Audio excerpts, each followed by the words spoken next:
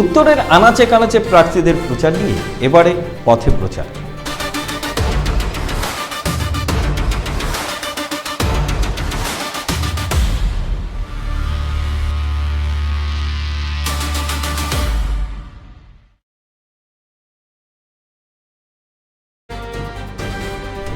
বুধবার সকাল সকাল প্রচারে ঝড় তুললেন রায়গঞ্জের তৃণমূল কংগ্রেস প্রার্থী কৃষ্ণ কল্যাণী। এদিন রায়গঞ্জ বিধানসভার পদ্মপুকুর ও টেনহরি এলাকায় প্রচার করেন তিনি। চা চক্রে সামিল হয়ে বক্তব্য রাখার পাশাপাশি পদযাত্রাতেও অংশ নিলেন কৃষ্ণ কল্যাণী। এদিন তার সঙ্গে ছিলেন এলাকার তৃণমূল কংগ্রেসের এক ঝাঁক নেতাকর্মীরা।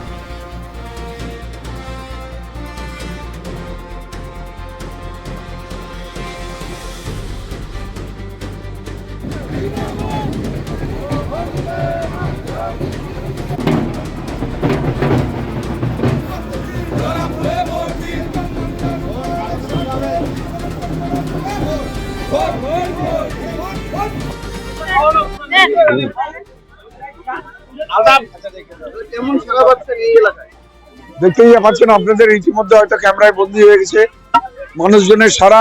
এখন আমি এখানে একটু বক্তব্য দিলাম, এখন দেখুন আমার সাথে সবাই হাঁটে, কদম সে কদম মিলায় আমরা পদযাত্রায় বেরোবো।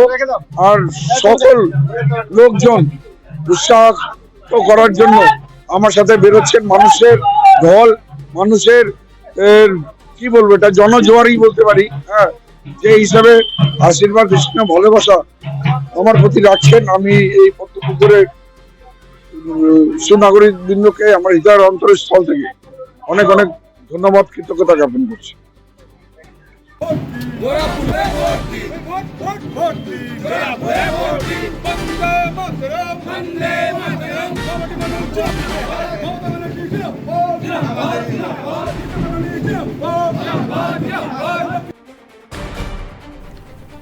রায়গঞ্জ বিধানসভা কেন্দ্রের তৃণমূল কংগ্রেস প্রার্থী কৃষ্ণ কল্যাণীর সমর্থনে মাঠে নেমেছে দলের বিভিন্ন শাখা সংগঠন।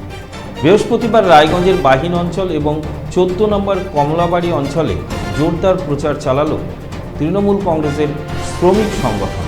এদিন কর্মীরা এলাকায় এলাকায় গিয়ে সাধারণ মানুষের সঙ্গে জনসংযোগ করেন এবং রাজ্য সরকারের বিভিন্ন জনমুখী প্রকল্পের কথা মানুষের কাছে তুলে ধরে তৃণমূল কংগ্রেস প্রার্থী কৃষ্ণ কল্যাণীর সমর্থনে ভোটের আবেদন জানান তারা।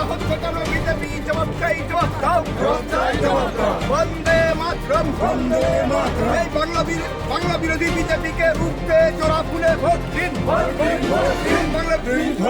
বন্দে মাতরম, বন্দে মাতরম,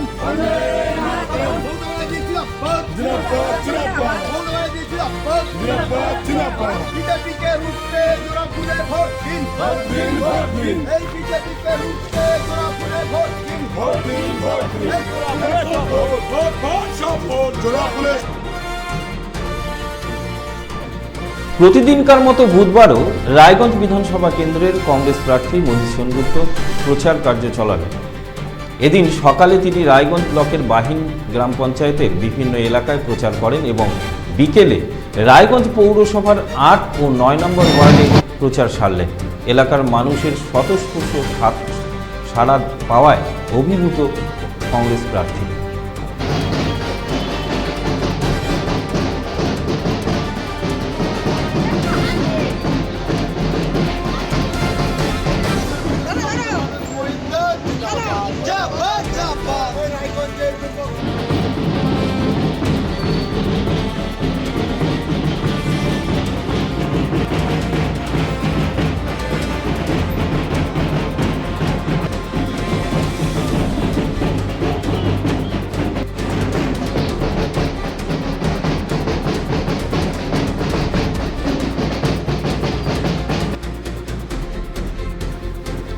প্রধানমন্ত্রী স্বরাষ্ট্রমন্ত্রীর পর উত্তরবঙ্গে প্রচারে এলেন বিজেপির সর্বভারতীয় সভাপতি নীতিন নবীন।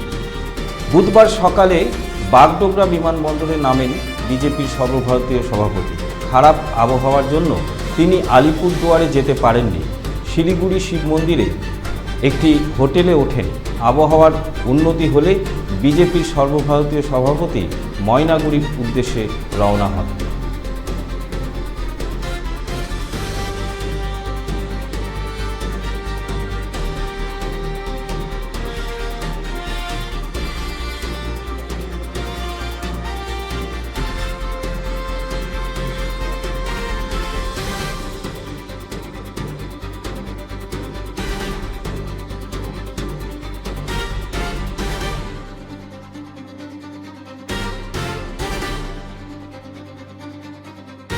বিধানসভা নির্বাচনকে সামনে রেখে নিজের এলাকায় জোর কদমে প্রচার চালালেন ইসলামপুরের বিজেপি প্রার্থী চিত্রজিৎ রায়। মঙ্গলবার সন্ধ্যায় ইসলামপুর পৌরসভার 15 নম্বর ওয়ার্ডে প্রচার করলেন তিনি। এদিন তার প্রচারের সঙ্গী ছিলেন এলাকার অসংখ্য মহিলা সহ বিজেপি কর্মী সমর্থকেরা।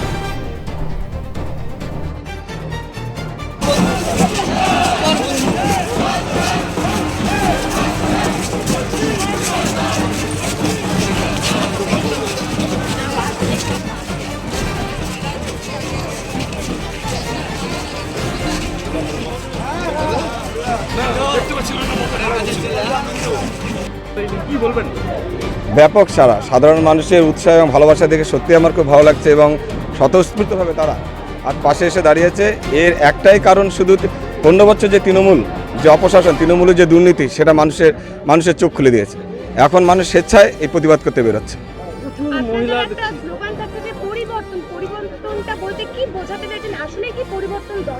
দেখুন, পরিবর্তন বলতে আপনি একটি রাজ্যকে যদি বিচার করেন, এই রাজ্যটা কিন্তু ভারতবর্ষের মধ্যে এমন একটি জায়গায় রয়েছে যেটি ভারতবর্ষের হার্ট পশ্চিমবঙ্গ।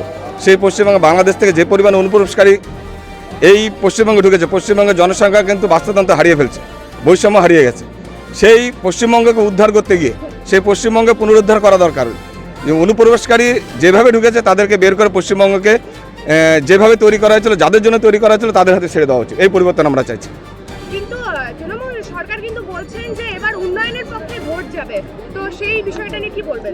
দেখুন, তৃণমূলের উন্নয়ন শুধু ফ্লেক্সেই দেখা যায়, কিন্তু বাস্তবে দেখা যায় না। কিন্তু তৃণমূলের উন্নয়ন যদি দেখতে হয়, তৃণমূলের নেতার বাড়িতে যেতে হবে। যে নেতা একসময় বিড়ি খেতে, সিগারেট খেতে, সেই নেতার দেখবেন 2-3 তলা বাড়ি এবং সে বুলেটো গাড়ি নিয়ে ঘুরছে। এটাই তৃণমূলের উন্নয়ন হচ্ছে, বাস্তবে কোনো উন্নয়ন হয়নি। আগামীকাল